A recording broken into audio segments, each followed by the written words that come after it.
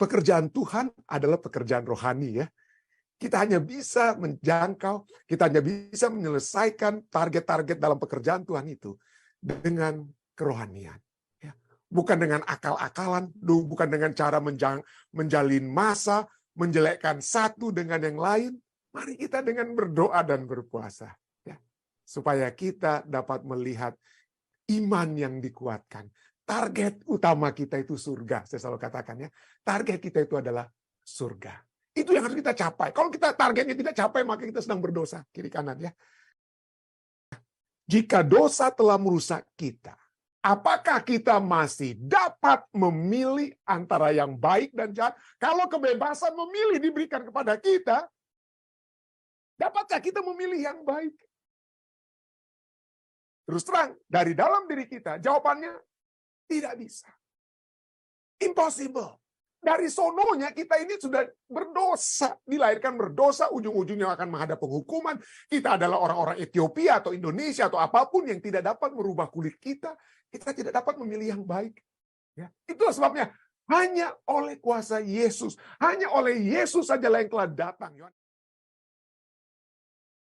Pelajaran kita kemudian katakan, pikirkanlah tentang betapa sakralnya, betapa sucinya dengan kata lain ya. Betapa sucinya berkehendak bebas dan pilihan bebas bagi Yesus yang meskipun Yesus mengetahui bahwa itu akan menuntunnya ke kayu salib, Anda bisa baca dari 2 Timotius 1:9,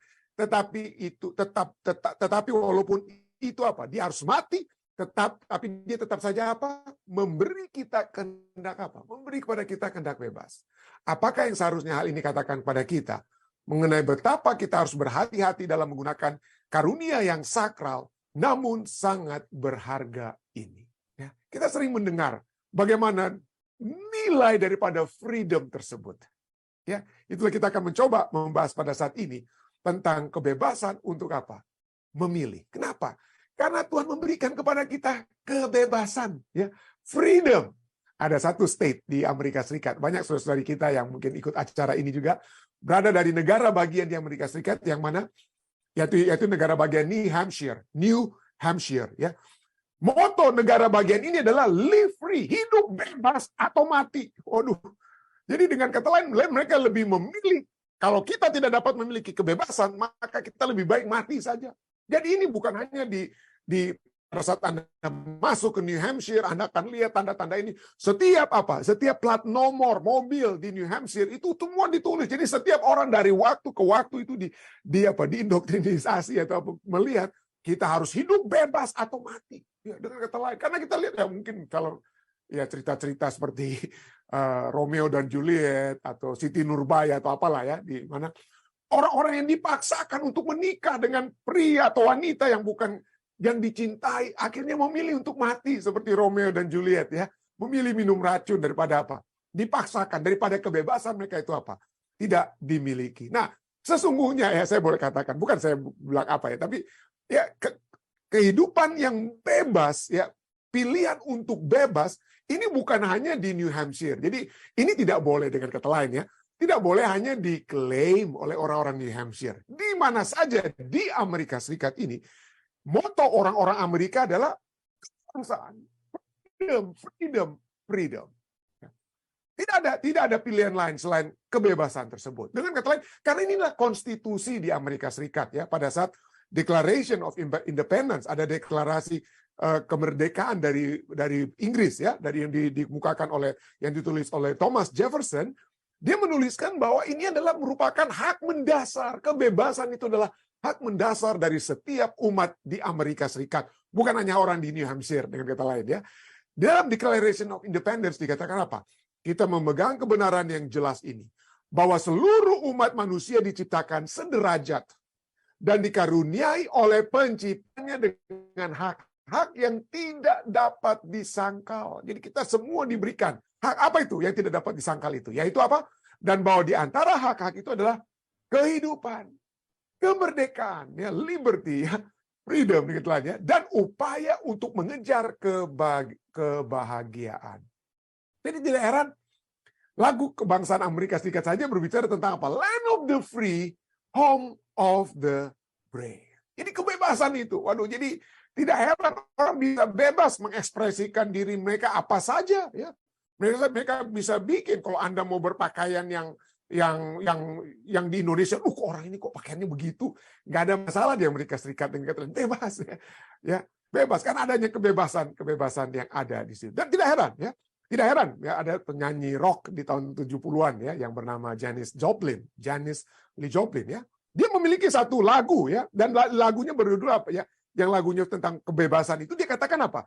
Freedom, just another word for nothing left to lose, katanya Janis Joplin ini ya, penyanyi Amerika. Artinya, kebebasan bagi dia hanyalah kata lain untuk tanpa beban. Tidak ada ruginya. Nothing left to lose. Jadi Anda bisa buat apa saja. Anda mau cat rambut Anda mau pakai anting-anting bukan hanya di telinga, mau di hidung, mau di mana saja, silahkan. Anda mau kawin dengan sesama jenis, mau dengan apa, silahkan. Jadi Anda mau bikin apa saja di Amerika selain tidak melanggar hukum Amerika yang itu, maka Anda silakan. Ya. Silakan, selagi tidak ada ditulis hukumnya, oh ini tidak boleh. Kalau ada hukumnya, itu berarti kita harus ikut ya. Justice under law, artinya semua orang harus mematuhi hukum ya. Tapi selagi tidak ada tertulis, maka hukum itu apa? Bebas. Kita bebas. Ini menjadi satu masalah ya. Menjadi perbincangan begitu hebat tentang kebebasan itu pada saat ada COVID-19 waktu lalu ya, artikel demi artikel bagaimana orang-orang di Amerika ini bagaimana ya pada saat pemerintah belum pada saat itu dan lain sebagainya ya, belum memiliki hukum-hukum tentang bagaimana untuk mengatur keadaan COVID-19 ya. Bagaimana dengan kebebasan? Ada orang bilang, loh kenapa saya harus pakai masker dan lain sebagainya. Ada yang oh ini untuk menjaga kesehatan bersama. Oh itu rame di Amerika Serikat ya, sangat rame waktu itu ya tentang mau divaksin atau tidak divaksin, mau pakai masker atau tidak pakai masker. Kan prinsip kebebasan ini, freedom tersebut. Ya. Ada yang katakan, adanya kebebasan itu juga harus ada apa? Tanggung jawab. With freedom comes responsibility. Jadi kita jangan memiliki kebebasan yang di Indonesia katakan kebebasan yang kebablasan. Ya. Kebebasan yang kebablasan. Ya. Kenapa? Karena misalnya ya, Janis Joplin ini, penyanyi yang katakan kebebasan hanyalah kata lain untuk tanpa beban atau tidak ada ruginya, dia mati dalam usia 27 tahun ya di tahun 1970. Dalam usia 27 tahun karena apa? Karena heroin overdose ya. Karena kecanduan dengan heroin sampai dia mati oleh sebab overdosis daripada heroin. Jadi kebebasan dikatakan apa? Tidak tanpa beban, tapi lihat ujung-ujungnya ada konsekuensi. Ada konsekuensi dari kebebasan tersebut ya. Itulah Amsal 14 ayat 12 katakan, ada jalan yang disangka orang lurus, saya pikir ini jalan saya yang terbaik, tetapi ujungnya menuju apa? Menuju maut. Ujungnya menuju maut. Kenapa? Sampai kebebasan yang diberikan oleh Tuhan, kebebasan yang diberikan oleh pemerintah Amerika Serikat, ini dapat disalahgunakan, dapat ujung-ujungnya seperti Janis Joplin yang mati di usia 27 tahun, itu juga seperti Alkitab katakan apa? Ujung-ujungnya menuju maut. Ujung-ujungnya menuju maut. Kenapa? Karena apa yang disangka, apa yang saya pikir baik, bisa belum tentu baik. Ya. Saya memiliki niat-niat baik, ada ya, saya nggak usah sebutkan lah karena masih lagi rame ya. Ada niat-niat baik saya, tetapi bagi orang lain, loh kok ini begini pendapat penelitian, kok ini jadi rame. Ya. Jadi apa yang saya pikir baik itu belum tentu baik bagi orang lain. Ya. Kenapa? Oleh sebab kita semua berada dalam satu dunia yang belum sempurna, tidak sempurna. Kenapa? Oleh sebab dosa. Keberdosaan ini ada di dalam apa? Seluruh dunia. Pada saat Adam dan Hawa jatuh dalam dosa, ya, secara radikal manusia itu kodratnya, keadaan alamiahnya berubah secara radikal. Pusat manusia yang sangat rasional dan berkemauan keras, yaitu hati. Hatilah pusat ya, hati atau pikiran sebenarnya itu ya. Itulah pusat kita. Ya, apa yang kita pikirkan, apa yang ada dalam hati kita, itulah yang apa? Yang akan keluar. What the man think in his heart, so is he. Jadi kemauan kita, keinginan-keinginan kita itu telah rusak oleh sebab apa? Kejatuhan Adam dan Hawa. Itulah sebabnya Yeremia 17 ayat 9 katakan, kenapa ujung-ujung jalan yang kita pikir baik, ujungnya menuju maut? Kenapa? Karena kita pikir baik, tapi ternyata tidak. Yeremia 17 ayat 9 katakan, betapa liciknya hati, lebih licik daripada segala sesuatu. Hatinya sudah membatu. Siapakah yang dapat mengetahuinya? Kita bahkan tidak dapat mengetahui isi hati kita sendiri. Kita bahkan tidak dapat mengetahui diri kita sendiri. Kenapa? Karena dosa.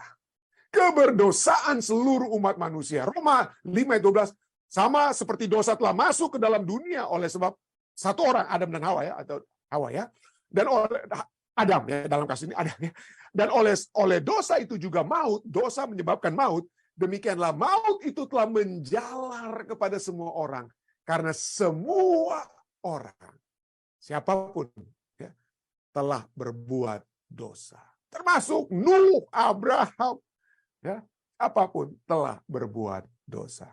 Roma 5:16 katakan, sebab penghakiman atas satu pelanggaran itu telah mengakibatkan penghukuman. Dosa menyebabkan kita semua akan mendapatkan penghukuman. Kenapa? Karena semua orang telah menjadi orang berdosa. Roma 5:19. Semua orang, tidak ada yang terkecuali. Semua orang telah menjadi orang berdosa. Dan Roma 3:10 juga katakan, ada tertulis, tidak ada yang benar. Seorang pun apa? Tidak. Apa itu artinya kita dosa? Ya oke, pendeta puji Tuhan, pendeta bahas tentang dosa. Ya, dosa itu apa ya? Itu melanggar hukum-hukum Tuhan ya, melanggar jangan kamu membunuh, jangan kamu berzina. Oke, ya. Jadi kita akan coba lihat apa itu dosa. Yang pertama tentunya ada firman Tuhan yang menyatakan kita melanggar hukum Allah, itu merupakan tindakan-tindakan perbuatan-perbuatan yang tidak sesuai dengan keinginan Allah. 1 Yohanes 3:4, setiap orang yang berbuat dosa melanggar juga hukum Allah. Sebab dosa ialah pelanggaran hukum Allah. Jangan katakan dosa itu, hukum Allah itu sudah disalibkan di kayu salib waktu Yesus mati. Ini murid-murid Yesus ini ya. 1 Yohanes ini sesudah Yesus naik ke surga sekalipun masih berbicara tentang apa ya? Adanya hukum Allah. Ya. Yaitu apa? Kita melanggar. Allah menghendaki kita memiliki satu kehidupan yang mencintai Allah kita. Dan mencintai apa? Sesama kita. Kita mencintai Allah kita dengan tidak memiliki ilah lain. Kita mencintai sesama dengan tidak membunuh mereka. Dan lain sebagainya. Itulah, dosa adalah pelanggaran hukum. Tetapi dosa itu bukan hanya dari segi apa yang terjadi di luar. Ya. Dosa itu bukan hanya tindakan, perbuatan di luar, tapi juga adalah sesuatu yang berada di luar iman, tetapi di dalam hati kita. Dalam pikiran kita, dalam motivasi kita. Roma 14 ayat 23 katakan apa? Tetapi barang siapa yang bimbang, kalau ia makan, ia telah dihukum karena ia tidak melakukannya berdasarkan iman. Dan segala sesuatu yang tidak berdasarkan iman adalah dosa, Jadi ini berbicara tentang makanan ya. Kalau Anda membaca konteksnya, ini khotbah juga sahabat lalu ya.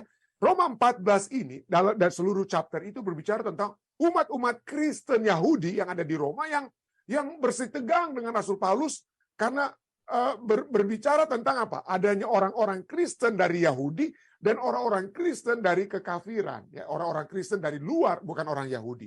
Kenapa? Bagi Rasul Paulus, kita semua sudah apa? Sudah berada dalam satu suasana baru dengan bukan lagi suasana keyahudian.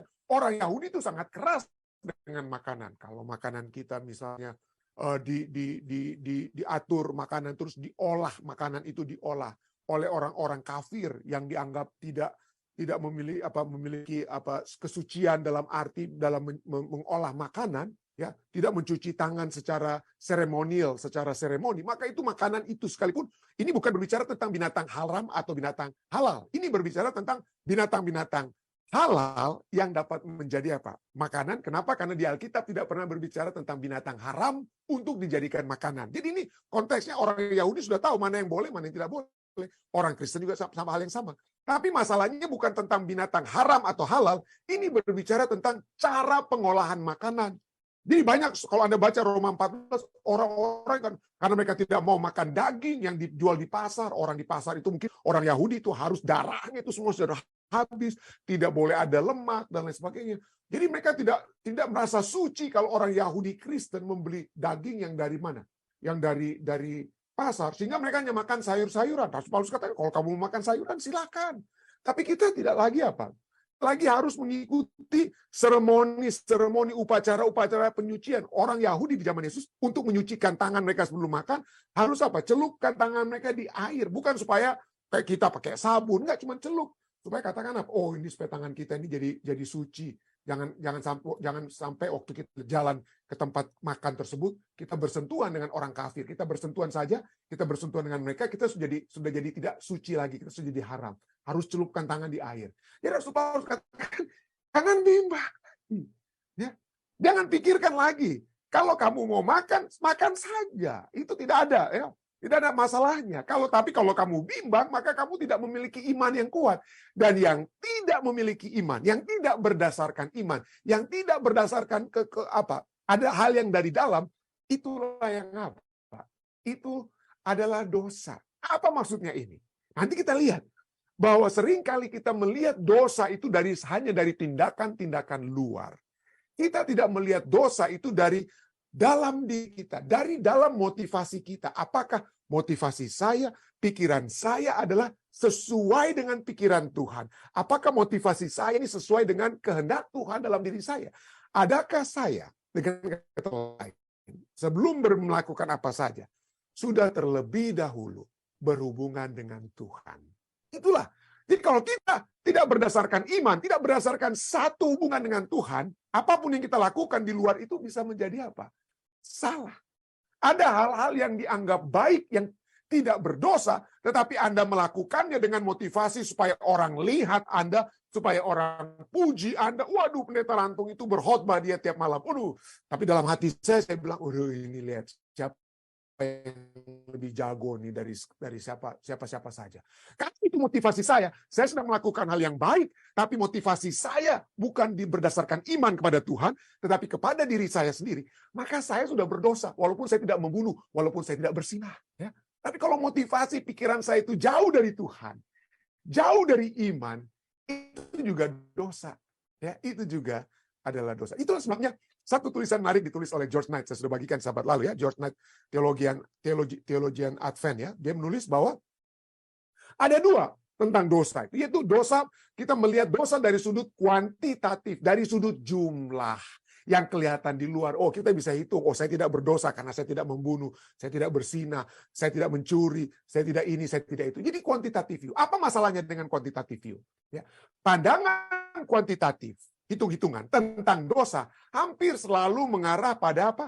Pada fokus pada unit terkecil dari dosa ketika seseorang beralih dari dosa kepada kebenaran. Jadi artinya kalau saya seringkali bertanya kepada orang, "Oh, saudara, kenapa Anda belum siap untuk apa?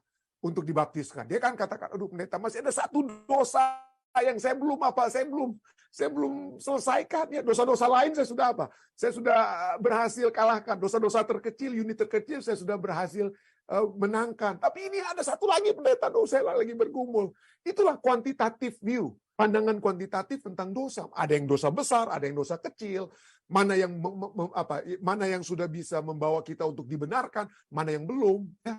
Tetapi dosa itu dipandang dari sudut kuantitatif, ya. George Knight juga katakan apa? Pendekatan berikutnya adalah pendekatan kualitatif. Selain kuantitatif, pendekatan kualitas daripada dosa dengan lainnya. Pada saat kita melihat dosa itu dari pendekatan kualitatif, maka kita akan melihat ke arah dosa dan kebenaran dalam terang apa? Bukan dalam mana dosa yang besar, mana dosa yang kecil, tapi dalam terang kualitas hubungan antara manusia dan Tuhan mereka dan sesama mereka. Jadi bukan lagi kita hitung-hitungan, aduh saya belum bisa dibaptis, kenapa? Ya, saudara saya sudah bisa dibaptis, pendeta, karena dia dosanya cuma berbohong. Tapi saya saya banyak sekali bersinahnya. Ini masalahnya tentu saja, ya, tidak baik. Konsekuensi dari bersinah dan berbohong itu mungkin bisa berbeda, tetapi sama-sama keduanya adalah dosa. Dan yang lebih penting daripada itu adalah, adakah kita memperbaiki hubungan kita dengan Tuhan, mengakui dosa kita dengan Tuhan? Kalau kita dosanya cuma mencuri 100 rupiah, kita curi 100 rupiah, lalu kita tidak mengakui dosa kita 100 rupiah tersebut, lalu ada orang yang berdosa bersinahnya banyak sekali, tapi dia mengakui, yang akan dibenarkan diterima bukan yang kecil dosanya, tapi yang diakui dosanya. Yang diakui Dosa itu kualitas, itu berbicara tentang hubungan kita dengan Tuhan. Jadi misalnya orang Farisi ini. Orang Farisi, Lukas 18, dia dosanya itu kecil sekali dari mata dunia. Orang Farisi dianggap hebat sekali di zaman Yesus ya. Dan dia berdoa dalam hatinya, aduh Allah, aku mengucap syukur kepadamu. Aku tidak sama seperti semua orang lain. Aku bukan perampok. Waduh, bagus sekali. Dia tidak berdosa dalam merampok, mencuri.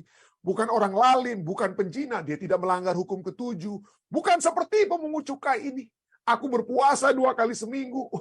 Aku memberikan 1/10 dari penghasilanku. Hebat sekali doanya ya, dalam hatinya. Tapi coba kita lihat. Apakah ini menyebabkan, oh Tuhan bilang, aduh karena dosamu memang gak ada, kecil sekali dosamu, kan kayak saya benarkan kamu ya orang Farisi ya. Ya masuklah kamu saya benarkan. Nah, tidak demikian ya. Ayat 13 berbicara, tapi pemungut cukai itu apa? Tetapi pemungut cukai itu berdiri jauh-jauh. Bahkan ia tidak berani menengadah ke atas. Tapi memukul dirinya dan berkata, ya Allah, kasihanilah aku orang berdosa ini. Lalu apa yang Yesus katakan di ayat 14? Saya lupa ganti, itu bukan ayat 13, ya, ayat 14. Lukas 18 ayat 14, Yesus berkata kepada orang ini. Aku berkata kepada murid-muridnya, ya, aku berkata kepadamu, orang ini pulang ke rumahnya sebagai orang yang dibenarkan Allah. Dan orang yang lain itu, pemungut cukai itu menjadi orang yang dibenarkan.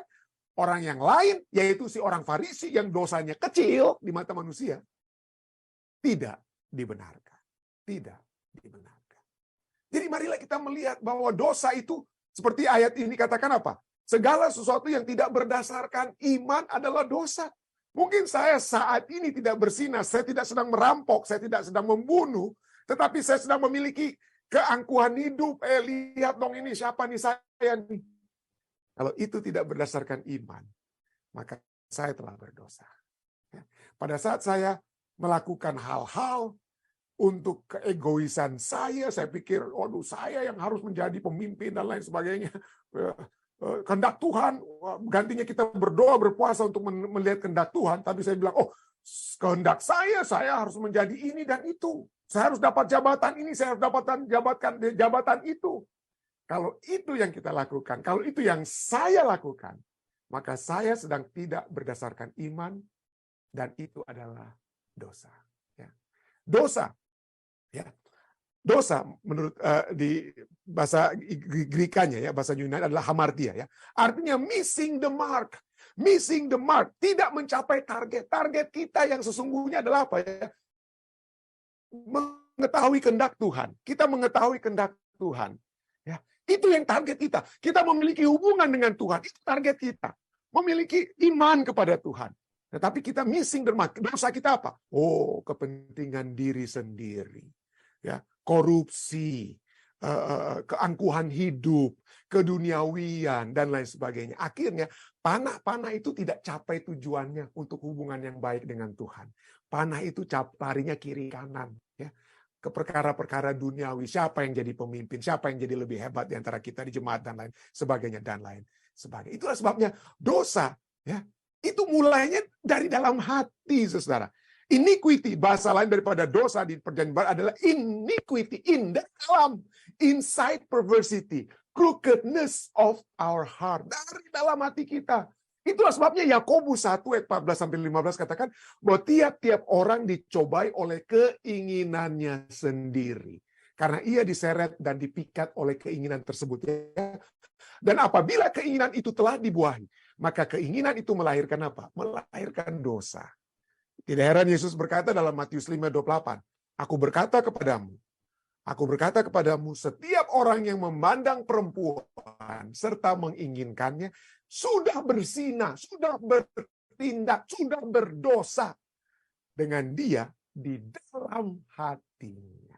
Itulah sebabnya saya seringkali mendapat, akhir-akhir ini sering dapat orang yang telepon, ini, ya ini gimana, rame begitu, rame lah istilahnya. Saya selalu katakan, saudara, mari kita berdoa. Ya. Atau saya katakan, untuk mencapai jalan keluar dari hal ini, sudahkah Anda berdoa dan berpuasa? Pekerjaan Tuhan adalah pekerjaan rohani ya. Kita hanya bisa menjangkau, kita hanya bisa menyelesaikan target-target dalam pekerjaan Tuhan itu dengan kerohanian. Ya. Bukan dengan akal-akalan, bukan dengan cara menjalin massa, menjelekkan satu dengan yang lain, mari kita dengan berdoa dan berpuasa. Ya, supaya kita dapat melihat iman yang dikuatkan. Target utama kita itu surga. Saya selalu katakan ya, target kita itu adalah surga. Itu yang harus kita capai. Kalau kita targetnya tidak capai, maka kita sedang berdosa kiri kanan ya. Jadi dosalah yang dari dalam inilah yang telah merusakkan kita, merusakkan luar dan dalam. Yesaya 64 ayat 6 katakan, demikianlah kami sekalian seperti seorang najis, kami sekalian. Dan segala kesalahan kami seperti kain kotor. Kami sekalian menjadi layu seperti daun dan kami lenyap oleh kejahatan kami seperti daun dilenyapkan oleh angin. Inilah ayat ini berbicara tentang kualitatif dan kuantitatif atau juga berbicara tentang dari luar dan dari dalam. Kami sekalian, sifat alamiah kita semua. Dan kami sekalian seperti orang najis. Kami seperti orang najis. Kami semua orang berdosa. Kita semua, saudara dan saya, orang berdosa. Lalu itu saja, segala kesalahan kami, segala perbuatan luar kita adalah apa? Bagaikan apa? Kain kotor. Kenapa? Karena dari dalam sudah kotor ya kita semua. Dari dalam sudah kotor. Itulah sebabnya firman Tuhan katakan, dapatkah orang Ethiopia mengganti kulitnya? Yeremia 13 ayat 23. Dapatkah orang Ethiopia mengganti kulitnya atau macan tutul mengubah belangnya? Atau orang Indonesia merubah kulitnya? Ya, kenapa saya katakan orang Indonesia juga? Karena saya pernah di Ethiopia juga ya. Saya tahu tidak bisa orang Ethiopia merubah kulitnya. Demikian juga dengan saya dan lain sebagainya. Oke, kalau Anda mungkin operasi seperti Michael Jackson dan lain sebagainya, tapi itu tidak normal gitu ya. Tapi kita tidak dapat mengganti kulit kita. Seperti macan tutul tidak bisa mengubah belangnya. Masakan kamu dapat berbuat baik, hai orang-orang yang membiasakan diri berbuat jahat? Dapatkah kita berbuat baik? Mari kita masuk pertanyaan kita sekarang. Kalau demikian, Anda kata, pendeta, ya, jika dosa telah merusak kita, apakah kita masih dapat memilih antara yang baik dan jahat? Kalau kebebasan memilih diberikan kepada kita, dapatkah kita memilih yang baik? Terus terang, dari dalam diri kita, jawabannya tidak bisa. Impossible. Dari sononya kita ini sudah berdosa, dilahirkan berdosa, ujung-ujungnya akan menghadap penghukuman. Kita adalah orang-orang Ethiopia atau Indonesia atau apapun yang tidak dapat merubah kulit kita, kita tidak dapat memilih yang baik. Ya, itulah sebabnya hanya oleh kuasa Yesus, hanya oleh Yesus sajalah yang telah datang. Yohanes 1 ayat 9 dan 12 katakan, terang yang sesungguhnya yang menerangi setiap orang sedang datang ke dalam dunia. Itu diberitakan kedatangan Yesus dalam Yohanes 1 ayat 9. Ayat 12 katakan, semua orang yang menerimanya diberinya kuasa supaya menjadi anak-anak Allah, yaitu mereka yang percaya. Yang percaya dalam namanya. Itulah sebabnya Yesus katakan, akulah jalan kebenaran dan hidup. Tidak ada seorang pun yang dapat datang kepada Bapa selain melalui aku. Yesus yang katakan, bukan pendeta Rantung, bukan saya, saudara. Kenapa? Karena kita semua tidak dapat memilih yang baik di luar Yesus.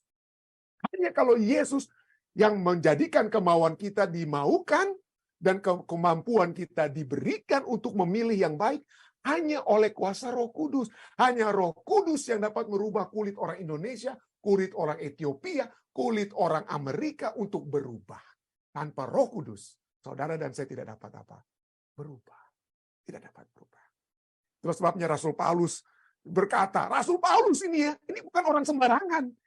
Ini Rasul Paulus. Dia berkata dalam Roma 7 ayat 18-19. Aku tahu bahwa di dalam aku, yaitu dalam aku sebagai manusia yang dari sononya jatuh dalam dosa, tidak ada sesuatu yang baik. Sebab kehendak memang ada dalam aku, tetapi bukan hal berbuat apa yang baik. Kehendakku maunya berdosa terus. Rasul Paulus katakan ya. Sebab bukan apa yang aku kehendaki, yaitu yang baik yang aku perbuat, melainkan apa yang tidak aku kehendaki, yaitu yang jahat yang justru aku perbuat. Itulah sebabnya dia dari segi manusia dia kemudian berkata, aku manusia celaka, ayat 24. Aku manusia celaka, siapakah yang akan melepaskan aku dari tubuh maut ini? Ya, saya maunya untuk baik, tapi kok nggak bisa baik-baik, pendeta? Jatuh-jatuh terus. Ya, karena kita mengusahakan dari dalam diri kita. Karena kita pikir, aduh, kemarin saya tidak berbuat bersinah, ya, saya tidak berbuat ini, aduh, begitu. Kita hanya kita hitung-hitungan dosa-dosa kita. Kita berbicara tentang dosa dari segi kuantitatif. Tapi marilah kita melihat dosa dari segi kualitatif. Adakah kita memiliki hubungan dengan Tuhan? Kenapa? Kalau hubungan kita dengan Tuhan, maka Dialah yang menguatkan kita. Dialah yang memberikan kemenangan, bukan kita. Bukan seperti saya waktu masih SMA dulu di Untap ya. SMA dan juga waktu di Untap suka tulis-tulis apa dosa saya. Mudah-mudahan hari ini saya tidak buat dosa tersebut. Saya catat satu-satu. Tapi ujungnya 2 hari, 3 hari saya buat catatan tersebut. Udah bubar. Kenapa? Nggak bisa saya. Dengan kekuatan saya sendiri. Rasul Paulus sudah tahu, siapa aku manusia celaka. Siapa yang akan melepaskan aku dari tubuh maut ini? Jawabannya di ayat berikutnya. Ayat 25. Syukur kepada Allah oleh Yesus Kristus Tuhan kita. Kekuatan kita untuk mengalahkan dosa. Kekuatan kita untuk memilih Tuhan, gantinya memilih setan. Ada di dalam Yesus Kristus. Supaya kita memiliki kuasa tersebut, adakah kita memiliki hubungan dengan Tuhan? Hubungan yang bagaimana? Hubungan percaya. Menerima Dia. Hubungan percaya. Itulah sebabnya Yesus berkata dalam Yohanes 3:16 pada Nikodemus dan kepada saudara dan saya. Begitu besar kasih Allah akan dunia ini. Kasih Dia berikan sebelum kita bertobat. Kasih diberikan kepada kita saat kita masih berdosa. Begitu besar kasih Allah akan dunia ini sehingga Ia telah mengaruniakan anaknya yang tunggal. Supaya setiap orang yang percaya kepadanya tidak binasa.